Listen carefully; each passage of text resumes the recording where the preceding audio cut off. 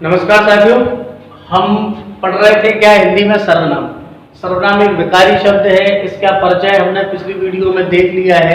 आज हम जो देखेंगे वो हम देखेंगे सर्वनाम के क्या प्रकार। ठीक है, यहाँ से पेपर में प्रश्न आते हैं, एक आध नंबर के प्रश्न यहाँ से मिल जाते हैं। तो प्रकारों में हम पहला प्रकार लेते हैं। वो पहला प्रकार कौन सा? पुरुषवाचक। पुरुषवाचक। अब देखो, वाचक का मतलब क्या होता है? वाचक का मतलब होता है बोध कराने वाला, और पुरुष का मतलब होता है जो ये बताए कि बोलने वाला कौन है, बोलने वाले का बोध कराए या सुनने वाले का बोध कराए या जिसकी चर्चा की जा रही है उसका बोध कराए। तो हम कहेंगे कि पुरुषवाचक सर्वनाम एक ऐसी सर्वनाम है जो किसी भी दो व्यक्तियों के बीच होने वाली वार्तालाप में ये बताता है कि कौन बोलने वाला है, कौन सुनने वाला है। ठीक है, और किसकी चर्चा की जा रही है। किस आधार पर? एक होता है कौन? बोलने वाला, एक होगा कौन? बोलने वाला, एक होगा कौन? सुनने वाला,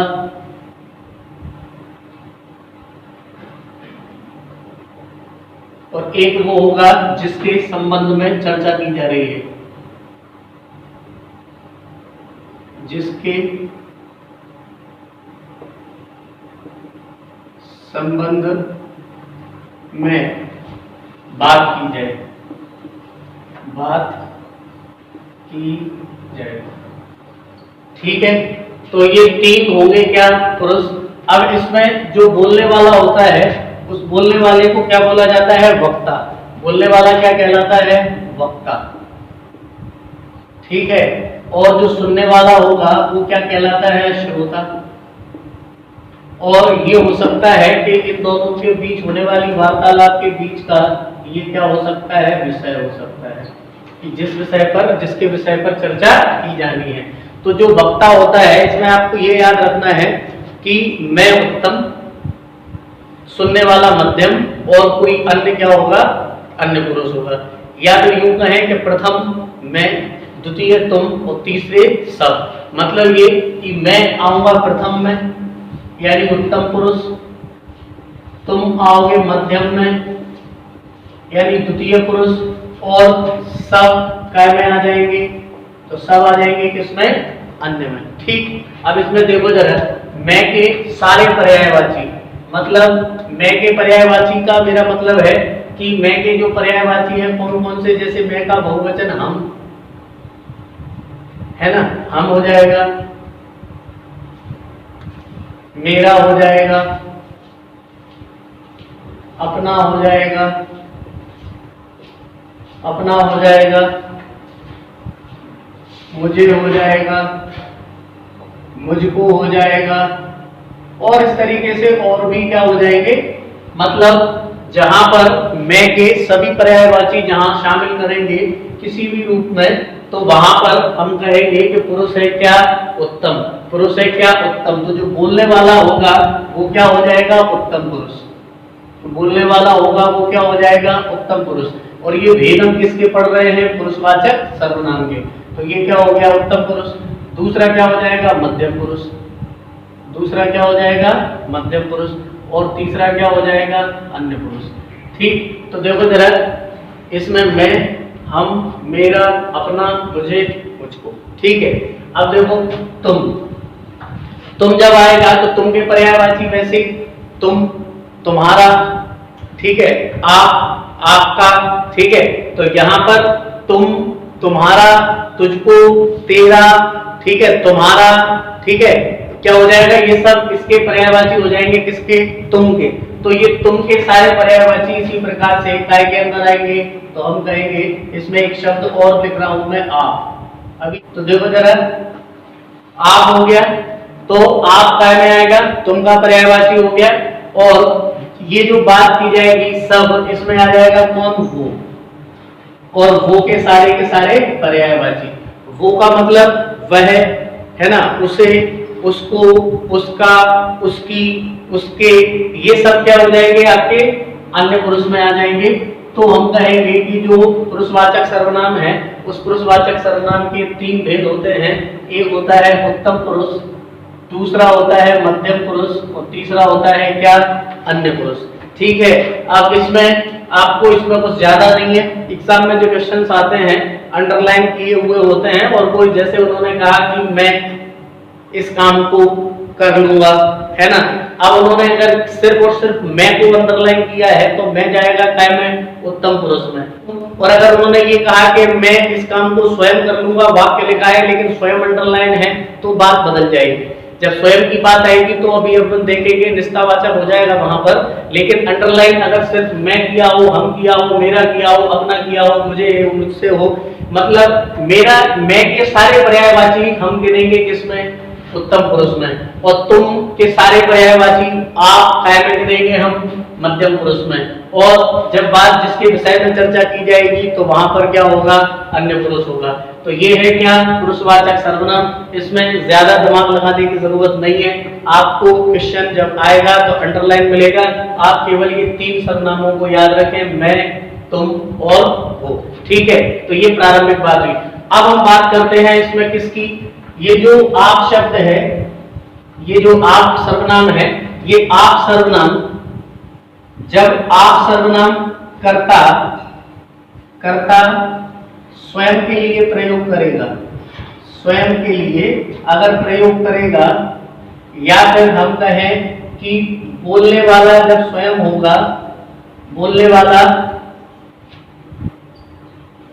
अपने लिए प्रयोग करे, अपने लिए प्रयोग करे, या फिर हम कहें कि आपका प्रयोग उत्तम पुरुष स्वयं के लिए करेगा, तब तो हो जाएगा क्या, निष्ठावाचक।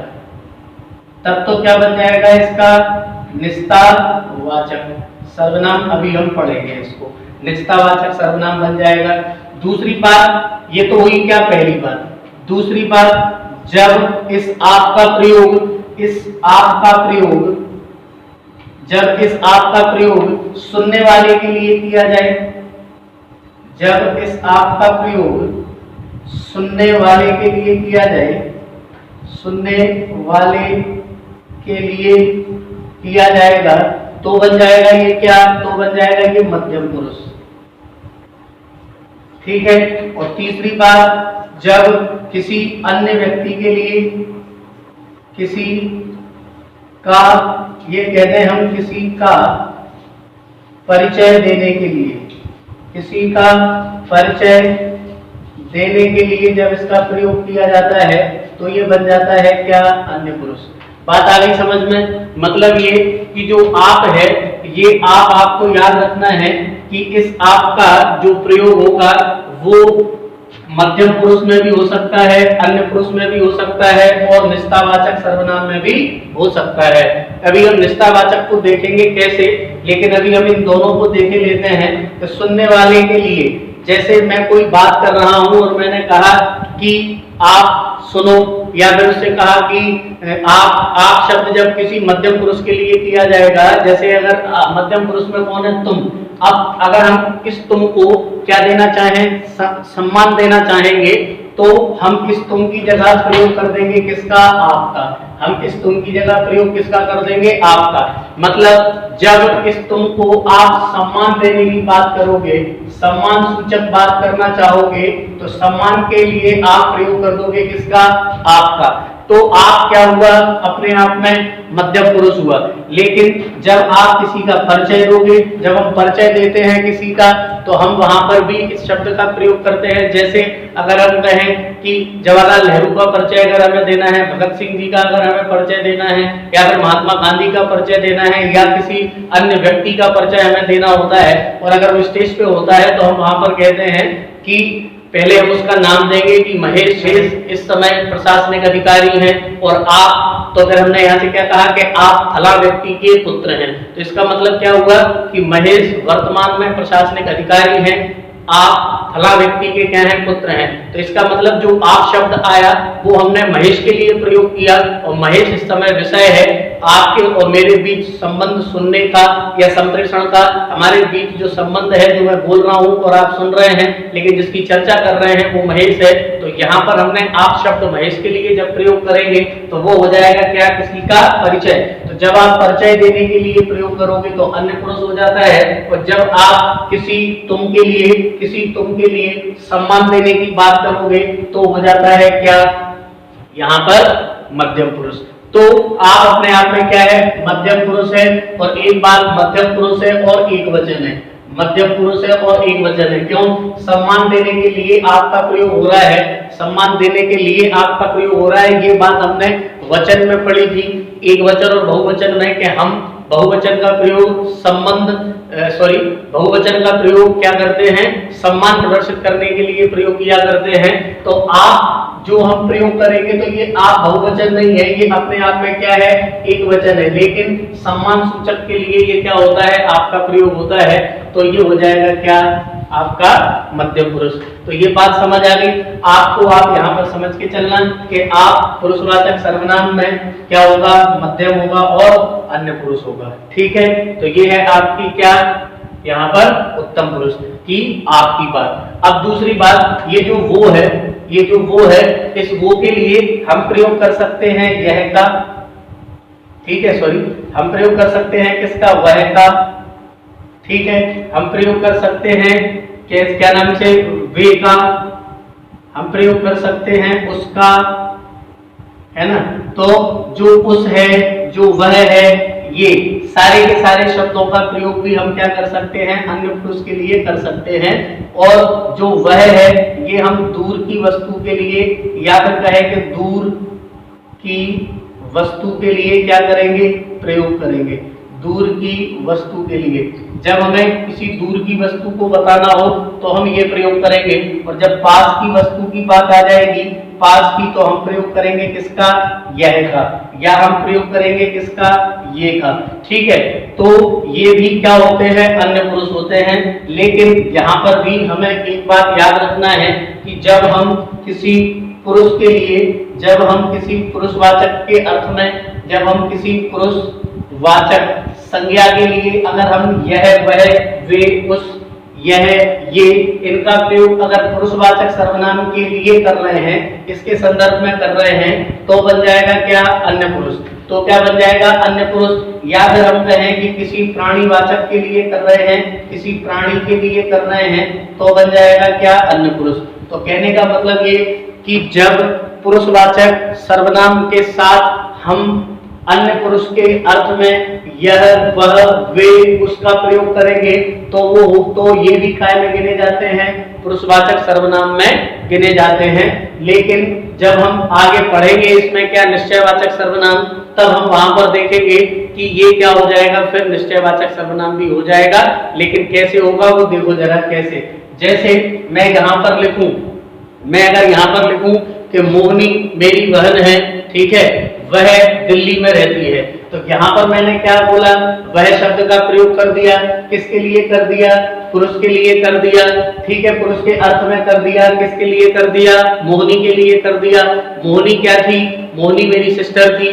ठीक है, अब मोहनी सिस्टर थी तो मोहनी के बारे में मैं बोल रहा हूँ, आप और मेरे बीच चर्चा हो रही है, मोहनी यहाँ पर विषय है, तो मैंने कहा कि वह दिल्ली में रहती है। तो अब इस वह का प्रयोग मैंने तब किया जब मोहनी यहाँ है नहीं है।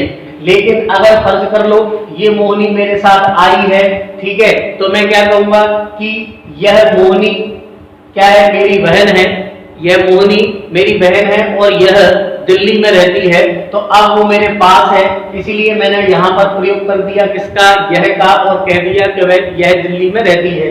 तो यहाँ पर जो यह शब्द है और वह शब्द है, ये किसके लिए प्रयोग किया मैंने, तो ये प्रयोग किया मैंने किसके लिए, मोहनी के लिए। और ये जो मोहनी है, ये मोहनी हम दोनों के बीच एक विषय बना हुआ है, सुनने वाले के बीच और बोलने वाले के बीच। तो मोहनी के लिए वह शब्द और मोहनी के लिए यह शब्द प्रयोग किया गया।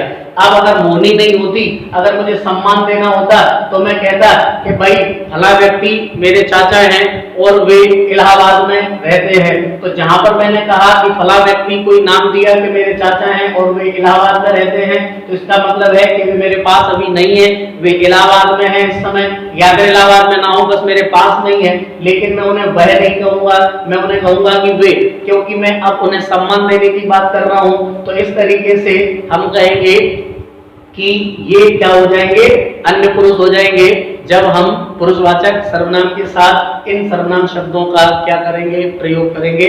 तो ये बात आपको याद रखना है, इनमें डाउट होते हैं लोगों को, ठीक है। आप निष्ठावाचक भी है और आप निश्चयवाचक भी, ठीक है। अब हम आगे चर्चा करते हैं, ठीक। दूसरा प्रकार हम लेते हैं कौन सा, निजतावाचक। कौन सा, निजतावाचक। अब देखो वाचक का मतलब क्या है, बोध कराने वाला।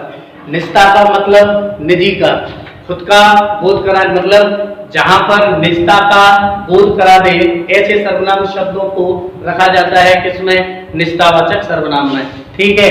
तो आप देखो जरा, निजतावाचक जो सर्वनाम होती है वो सर्वनाम केवल आपको इतना याद रखना है कि हमने जो पुरुषवाचक सर्वनाम पढ़ी है, पुरुषवाचक जो सर्वनाम है जो हमने अभी पढ़ी है, क्या, पुरुषवाचक सर्वनाम। ये जो पुरुषवाचक सर्वनाम है, इन पुरुषवाचक सर्वनामों में अब अगर ये पुरुषवाचक सर्वनाम कहीं किसी वाक्य में कर्ता के रूप में आई है, कर्ता के रूप में है, अगर ये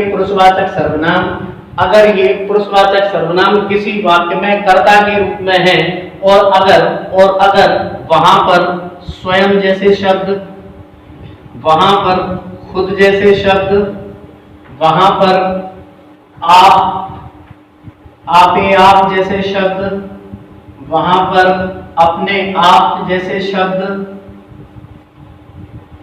ठीक है। अगर ऐसे शब्दों का प्रयोग करता अगर स्वयं के लिए कर ले, ऐसे शब्दों का प्रयोग अगर करता स्वयं के लिए कर ले, या फिर हम ये कहें कि सिर्फ यही नहीं ऐसे स्वतः भी मिल जाए, स्वतः है ना, स्वतः मिल जाए। तो कहने का मतलब ऐसे भावार्थ वाले शब्द अगर पुरुषवाचक सर्वनाम में, या फिर हम कहें कि कोई पुरुषवाचक जो सर्वनाम है वो पुरुषवाचक सर्वनाम किसी वाक्य में कर्ता के रूप में क्या हुआ है, प्रयोग हुआ है, और अगर वो कर्ता स्वयं ऐसे शब्दों को अपने लिए प्रयोग करेगा, वहां पर निजतावाचक सर्वनाम होगी। बात आ रही है समझ में। अब देखो जरा कैसे, जैसे यहां पर मैं, ने, ये शब्द क्या है, तो आप कहोगे ये पुरुषवाचक है। अब हम ये कहें कि मैंने स्वयं को क्या मजबूत बनाया है, मजबूत बनाया है। अब यहां पर आप देखो, यहां पर बनाने की क्रिया है, मैंने खुद बनाया है और स्वयं को बनाया है। अब अगर आपसे ये अंडरलाइन करके पूछा जाए कि इसमें ये कौन सा क्या नाम से सर्वनाम है, तो आप कहोगे कि ये निजतावाचक सर्वनाम है, ठीक है। अगली बात देखो जरा, अगर ये कहा जाए कि उसने, अब देखो जरा, उस वैसे तो क्या है, वैसे तो क्या है, वैसे तो ये पुरुषवाचक है, अन्य पुरुष है। लेकिन अगर ये कहा जाए उसने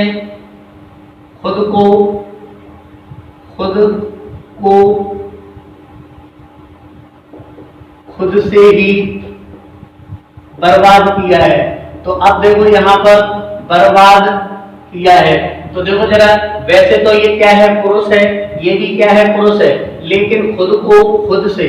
अब यहाँ पर क्या हो रहा है, कोई करता है और वो अपने लिए क्या कर रहा है, क्रिया कर रहा है।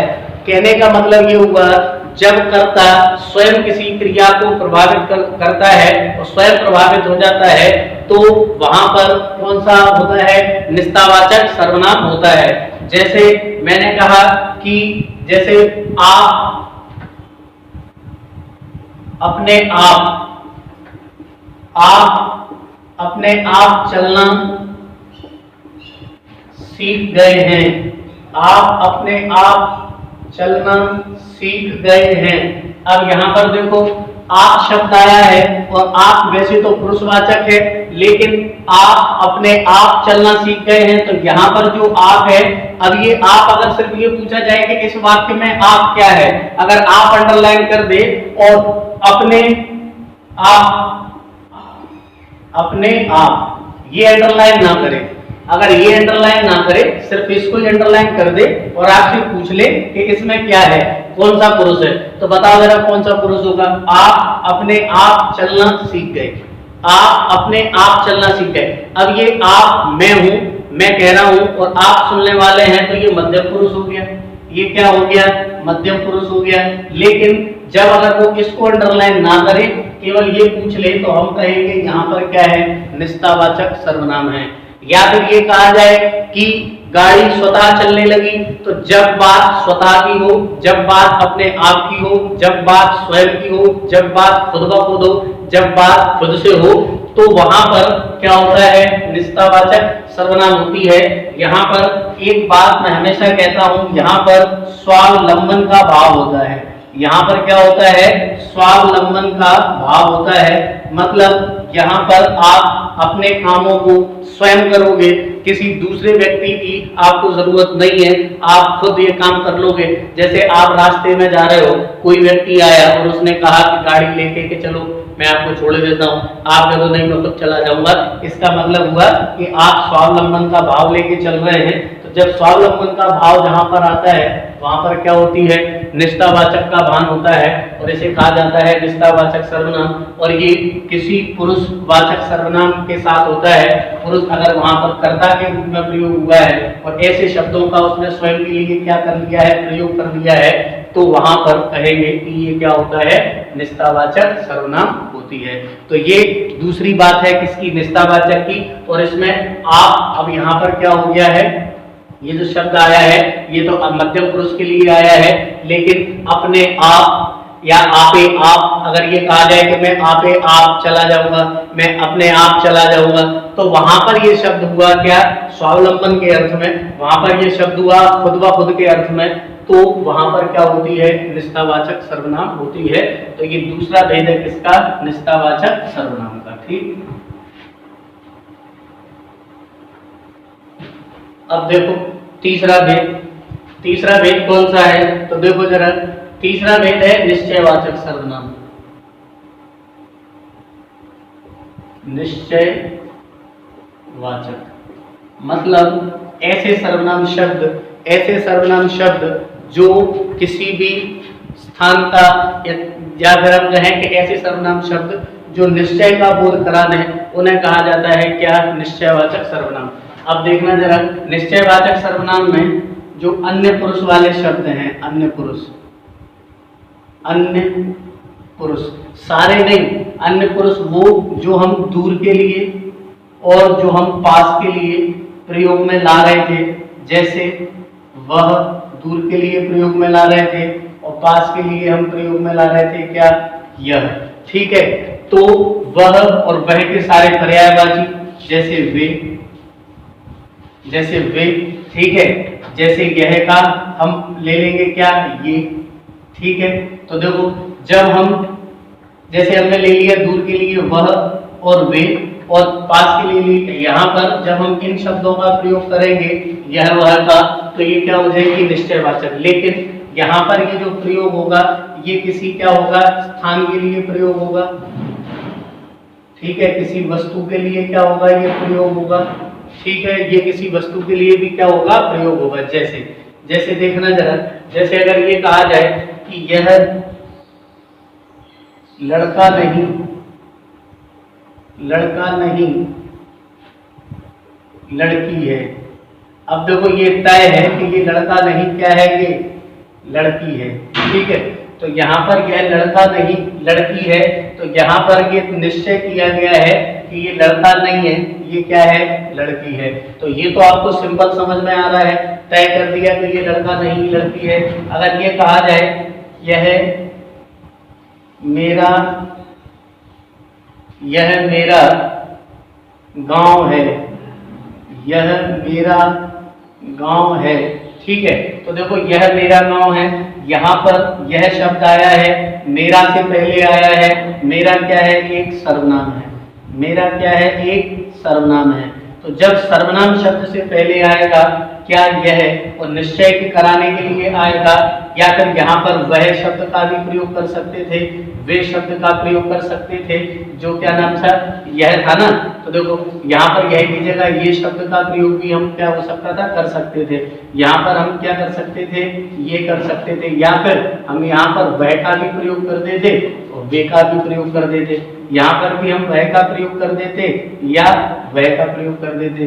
तो कहने का मतलब ये कि जब ये किसी स्थान के लिए, वस्तु के लिए क्या नाम से प्रयोग होंगे, तो ऐसे सर्वनाम शब्दों को कहा जाएगा क्या, निश्चयवाचक सर्वनाम। क्या कहा जाएगा, निश्चयवाचक सर्वनाम। लेकिन अगर ये ना भी हो, अगर उसको प्रेशराइज किया जाए, जैसे भेड़िया ही है ना, यह जैसे कहा जाए बोर्ड ही है, तो यहाँ पर इसको निपात जब हम बोलते हैं तो निपात में भी किसी एक चीज पे क्या दिया जाता है, जोर दिया जाता है। और अगर निपात नहीं पूछा गया है तब भी निपात की स्थिति में भी अव्यय है हालांकि निपात, तो वहां भी क्या होता है, निश्चयवाचक सर्वनाम होती है। और निश्चयवाचक सर्वनाम को संकेतवाचक सर्वनाम भी कहते हैं। ये बात आपको याद रखना है, इसको संकेतवाचक सर्वनाम भी कहा जाता है। क्यों? क्योंकि संकेतवाचक हमें विशेषण भी मिलेंगे जिसको हम सार्वनामिक विशेषण कहते हैं वहां पर, तो वो हम पढ़ेंगे कैसे। यही शब्द होंगे, इन्हीं को संकेतवाचक, यह वह वो वह, इन सबको संकेतवाचक विशेषण कहा जाएगा या सार्वनामिक विशेषण कहा जाएगा, इसीलिए इन्हें संकेतवाचक सर्वनाम भी कहा जाता है। तो ये क्या है, तीसरे भेद हैं किसके, सर्वनाम का। ठीक है, कौन सा, निश्चयवाचक सर्वनाम। अब हम आगे बढ़ते हैं चौथे भेद की तरफ। तो जो चौथा भेद है, तो चौथा भेद है क्या, अनिश्चयवाचक। चौथा भेद है क्या, अनिश्चयवाचक। अब देखो जरा, अनिश्चयवाचक निश्चय का जस्ट उल्टा, मतलब निश्चय ना हो, अनिश्चय की स्थिति हो। जैसे यहाँ पर हमने जो 11 शब्द लिखे थे उनमें से जैसे कोई शब्द को ले लें, हम कोई सर्वनाम शब्द को ले लें, कुछ सर्वनाम शब्द को ले लें, है ना, किसी ने शब्द को ले लें, है ना। तो यहाँ पर देखो कोई, कुछ, ठीक है।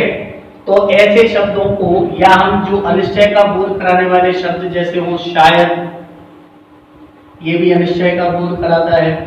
संभवतः, ये भी क्या कराता है, अनिश्चय का बोध कराता है ना। तो शायद, संभवतः, है ना। तो ऐसी स्थिति में, या फिर आपको जो भविष्य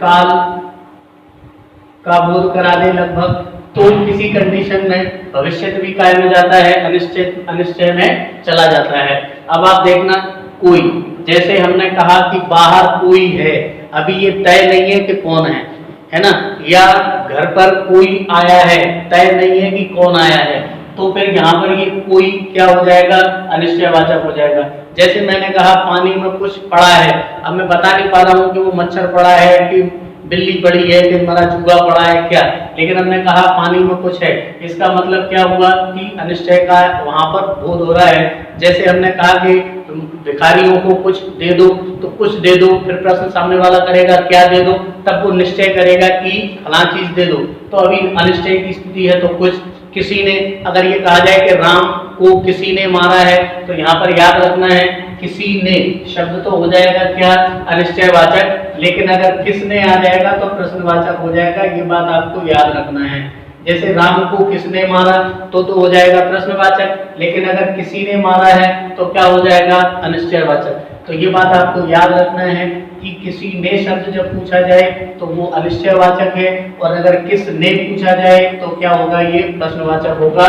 ये क्या है, शायद आ जाए, संभवतः आ जाए, या मोहन आता होगा, मोहन आता होगा। तो यहाँ पर ना तो कोई आया है ना कुछ आया है, ये केवल इतना लिखा है कि मोहन आता होगा।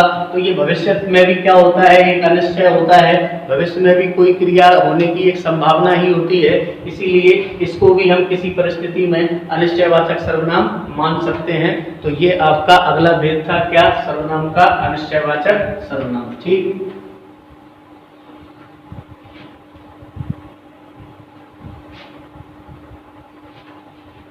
अगला देखो, अब अगला जो भेद है वो है क्या, प्रश्नवाचक। वो है क्या, प्रश्नवाचक। अब देखो ये जो प्रश्नवाचक है, प्रश्न का बोध कराने वाले सर्वनाम शब्द, जैसे क्या, क्या, है ना, प्रश्नवाचक सर्वनाम है, ठीक है। और कौन क्या है, प्रश्नवाचक सर्वनाम है। कौन क्या है, प्रश्नवाचक सर्वनाम है। कहाँ क्या है, स्थान के लिए प्रयोग होने वाला प्रश्नवाचक शब्द है। कब क्या है, समय के लिए प्रयोग होने वाला क्या है, प्रश्नवाचक शब्द है ना। किसने क्या है, प्रश्नवाचक सर्वनाम है। तो ऐसे शब्द क्या हैं, ये प्रश्नवाचक सर्वनाम है, जिसमें इन शब्दों का प्रयोग किया जाता है, इन सर्वनाम शब्दों का, कि मोहन को किसने मारा, किसी ने मारा, तो हो जाएगा क्या, अगर उन्होंने कहा किसी ने मारा तो हो गया अनिश्चय। लेकिन अगर उन्होंने कहा कि किसने मारा तो क्या हो गया, प्रश्नवाचक। अगर उन्होंने कहा आप क्या चाहते हैं तो प्रश्नवाचक हो गया। आप कौन हैं, प्रश्नवाचक हो गया। आप कहाँ से आए हैं, क्या हो गया, प्रश्नवाचक हो गया। आप कब आए थे, कब जाओगे, तो ये इस तरीके से क्या हो जाएगा आपका प्रश्नवाचक। और ये अंडरलाइन करके आपसे पूछा जा सकता है, या फिर सिर्फ और सिर्फ आपसे सिर्फ सर्वनाम रख के प्रश्न पूछा जा सकता है कि ये कौन सी सर्वनाम है, ठीक है। तो ये बात आपको और देखना है। अब अंतिम जो सर्वनाम है वो है क्या, संबंधवाचक सर्वनाम, ठीक है।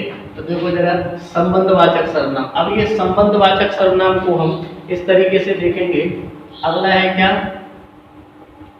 संबंधवाचक।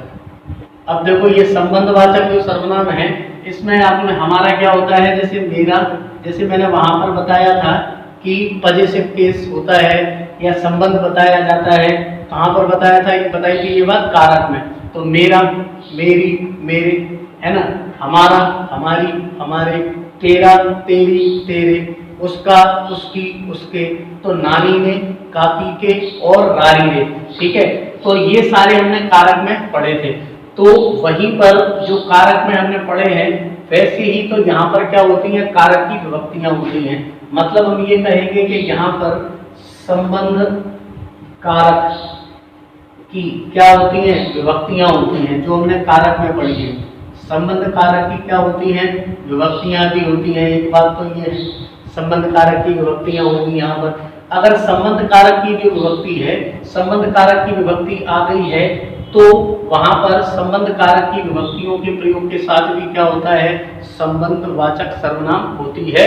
और दूसरी बात ये कि जब पूर्वापर संबंध के भी वाक्य में प्रयोग किया जाए, कैसे, जैसे जो, सो, ठीक है, जैसा, तैसा, जैसी, तैसी, ठीक है। ऐसे शब्दों का अगर प्रयोग किया जाए तो ये भी क्या होते हैं, संबंधवाचक होते हैं। जैसे हम कहें जो सोता है सो होता है, अब तो जो सोता है सो होता है, तो यहाँ पर जो सोता है के लिए हमने वो होता है शब्द का पूर्वापर संबंध स्थापित कर दिया, जो सोता है से। तो यहाँ पर वाक्य का संबंध स्थापित करने वाले जो शब्द हैं वो कौन से हैं, जो और सो। या फिर हम कहें कि जो मेहनत करेगा वो सफल होगा, तो यहाँ पर जो मेहनत करेगा वाक्यांश का संबंध वो सफल होगा से जुड़ा है, तो यहाँ पर जो और वो हो गया, है ना। जिसकी लाठी उसकी भैंस, तो यहाँ पर भी क्या हो जाएगा, संबंधवाचक हो जाएगा। तो जो, सो, जिसकी, उसकी, है ना, जैसा, तैसा, जैसी करनी वैसी भरनी, संबंधवाचक हो गया। जो जस करें सो तस फल चाखा, ये भी क्या हो गई आपका संबंधवाचक, क्या हो गई, सर्वनाम हो गई। और जब संबंधवाचक कारक की, जो संबंध कारक की विभक्तियां हैं, उन विभक्तियों के साथ भी क्या किया जाता है, संबंधवाचक सर्वनाम बनाई जाती है। तो इस तरीके से सर्वनाम के ये आपके क्या हो गए, सारे भेद हो गए हैं, ठीक है। अब आप घर पे प्रैक्टिस कर लेना, वीडियो को 1-2 बार देख लेना, समझ आ जाएगी बात, ठीक है। कोई भी प्रश्न ऐसा नहीं होगा जो ना बने। और मैं एक बात बता दूं कि मैं कोई स्वर्ग से उतरा हुआ नहीं हूँ, ठीक है। जितना होता है उतना बताने की पूरी कोशिश होती है, फिर भी अगर कुछ चीजें छूट जाती हैं तो आप अपनी किताबों में देख लिया कीजिए। एक ही जगह हर चीज मिल पाना मैं तो नहीं मानता कि संभव होता है, क्योंकि कोई भी व्यक्ति अपने आप में सर्वज्ञ नहीं होता। जितना मैंने आपको बताया ये इनको देख लो, इनको समझ लो, इनको हर चीज को एक बार ठीक से देख लेना, क्वेश्चंस पेपर में लगा लेना, जो डाउट होंगे वो मैंने बता दिया कहाँ कहाँ दिक्कत आती है। इस तरीके से आपके ये भेद पूरे हुए किसके, सर्वनाम के। अब अगली बात ये आती है कि पेपर में सर्वनाम से और किस तरीके से प्रश्न आते हैं। इधर तो मैंने बता दिया किस तरीके से प्रश्न आते हैं। अब जो पेपर में प्रश्न आते हैं वो कुछ विकार को लेकर भी आते हैं। जैसे हमने कहा कि संज्ञा में सर्वनाम में दो तरीके से विकार होता है। एक तो विकार होता है काय से, वचन से, और एक विकार किया जाता है किससे, कारक से। अब हमें वचन और कारक के विकार के आधार पर भी क्या पूछे जाते हैं, सर्वनाम से प्रश्न आते हैं। जैसे आपसे यहाँ से प्रश्न कैसे आते हैं, जैसे वो आपसे कह दें कि मैं का एक वचन क्या होगा, बहुवचन क्या होगा, तो आपसे वो यहाँ पर एक वचन पूछ सकते हैं और आपका क्या पूछ सकते हैं, बहुवचन भी पूछ सकते हैं। एक तो ये, दूसरी बात आपका यहाँ से वो ऐसे भी पूछ सकते हैं कि मैं का एक वचन में कर्ता कारक क्या होगा, तो मैं का एक वचन में कर्ता कारक क्या होगा, तो आप कह दोगे कि मैं का एक वचन में कर्ता कारक क्या होगा, मैंने। अगर वो आपसे कहें कि मैं का बहुवचन में कर्ता कारक क्या होगा, तो आप कहोगे क्या, हमने। आप क्या कहोगे, हमने। अगर उन्होंने कहा कि उन्होंने कहा कर्म कारक क्या होगा एक वचन में, तो आप कहोगे मुझको। आप क्या कहोगे, मुझको, है ना। और अगर उन्होंने कहा कि बहुवचन में क्या होगा कर्म कारक, तो आप कहोगे क्या, हमको। बात आ रही है समझ में। तो ये आपका यहाँ पर कर्ता कारक हो गया, ये क्या हो गया, कर्ता कारक हो गया। ये दोनों कर्ता कारक है, लेकिन ये वाला एक वचन में और ये वाला बहुवचन में। वैसे ही ये कर्म कारक में एक वचन है, ये कर्म कारक में क्या है, बहुवचन है। वैसे ही अगर उन्होंने कहा कि तुम का, या वो ये कहें कि मध्यम पुरुष का कर्ता कारक कर्म कारक क्या होगा, क्यों, क्योंकि ये 8वें प्रकार से पूछे जा सकते हैं। आपसे ये भी पूछा जा सकता है, जैसे तुम उन्होंने दे दिया तुम, और उन्होंने कहा कि भाई तुम का अपादान क्या होगा, तुम का एक वचन में अपादान क्या होगा, तो आप कहोगे तुम का एक वचन में अपादान क्या होगा, तुझसे। क्या होगा, तुझसे। अगर उन्होंने कहा कि एक तुम का बहुवचन क्या होगा, तो आप तुमसे भी कह सकते हो और आपसे भी कह सकते हो, आपसे। और अगर वो ये कह दे कि तुम का संप्रदान क्या बनाओगे, तो आप कहोगे तुम्हारे लिए, है ना, तुम्हारे लिए, तेरे लिए, आपके लिए, आपको, तुमको। अगर वैसे ही उन्होंने अन्य पुरुष में पूछ लिया, तो उन्होंने कहा कि वे का एक वचन क्या होगा, तो आप कहोगे वह। अगर उन्होंने कहा कि इसका, आपसे पूछ लें कि अधिकरण, अगर वो पूछ लें आपसे इसका कि वे का संप्रदान कारक क्या होगा, तो वे का संप्रदान कारक क्या होगा, उसके लिए, है ना, उसको हो जाएगा। अगर उन्होंने कहा कि वे का बहुवचन में कर्ता कारक क्या होगा, तो आप क्या कहोगे, उसने। आप क्या कहोगे, उसने। और अगर उन्होंने कहा बहुवचन में क्या होगा, तो आप कहोगे उन्होंने। अगर उन्होंने पूछा कर्म कारक में, तो आप बनाओगे क्या, उसको, ठीक है, या बनाओगे क्या, उनको, ठीक है। तो इस तरीके से आपसे यहाँ से भी प्रश्न पूछे जा सकते हैं इन कारकों की विभक्तियों के आधार पर कि किस तरीके से इसमें विकार होगा कारक के आधार पर, और किस तरीके से विकार होगा वचन के आधार पर। अब एक लास्ट बात वो ये कि इन विभक्तियों से होता क्या है, ये जो सर्वनाम है इनसे होता क्या है। तो जो सर्वनाम है, ये सर्वनाम किसी भी वाक्य में संज्ञा शब्द की पुनरावृत्ति को रोकते हैं। बार बार एक ही शब्द के प्रयोग से शब्द का अलंकरण, सुंदरता खत्म होती है। तो वाक्य में सुंदरता बनाए रखने के लिए सर्वनाम का विकास किया गया। दूसरी बात, शब्दों में, या हम कहें कि संज्ञा शब्दों के बार बार प्रयोग करने से बचने के लिए। तीसरी बात, अगर नाम बहुत बड़ा है तो बार बार लिखने से समय की भी बचत हो जाती है अगर हम सर्वनाम शब्द का प्रयोग कर देते हैं। तो इस तरीके से सर्वनाम शब्दों का प्रयोग किया गया, सर्वनाम शब्दों को प्रयोग में लाया गया। तो सर्वनाम को प्रयोग करने के ये क्या है, कारण है। इस तरीके से आपका सर्वनाम वाला टॉपिक पूरा कंप्लीट हुआ। अब हम अगले मुद्दे के साथ मिलेंगे, तब तक